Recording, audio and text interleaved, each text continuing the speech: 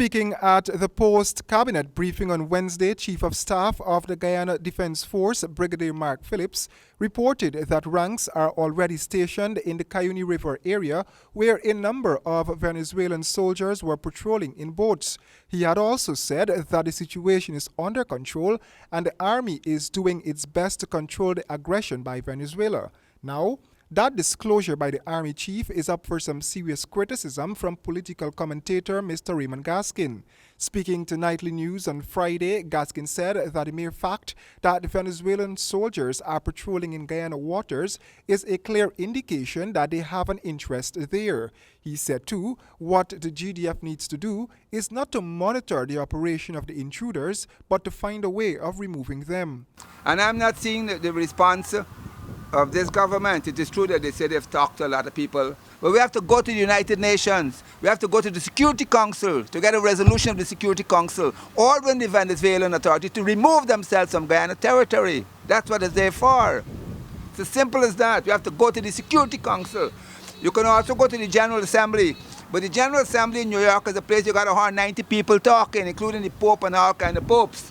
We got to go to the Security Council and get a resolution ordering Venezuela to remove themselves from the territory of Guyana. That's what needs to be done. Gaskin said being too slow to act may result in Venezuela eventually taking over the Cayuni River and adjoining lands the same way they did at Ankoko. He said this is no time for the government to sit and idle around, but to reach out to the international community for help, since this matter is getting increasingly serious by the day and Guyana does not have the manpower to single-handedly deal with the aggression of Venezuela. They're not doing anything. The brigadier tell me they're monitoring everything. Like a man break into your house and you're monitoring what he doing. He don't break into your house. What is there to monitor? You got to get rid of this joker. He said they're monitoring. He said they got monitoring stations at Tirikim Bang or some place and monitoring stations. You seen the thief man in your house. You don't have to monitor him. You have to do what the Constitution says. You have to defend the Republic. That's what you're there for. If you can't do it, call in the British, call the Americans, call something, the 82nd Brigade or something.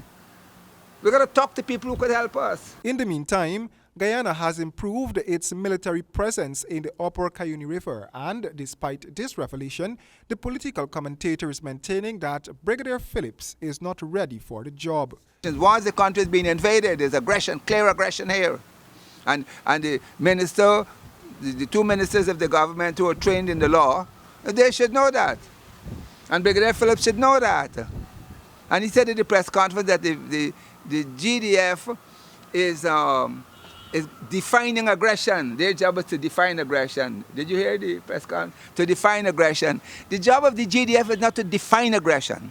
The job of the GDF is set out in Article 197A of the Constitution of Guyana. They have to defend the Republic. It's as simple as that. They have to defend the Republic and uphold the Constitution. Two things. 197A of the Constitution of the Republic.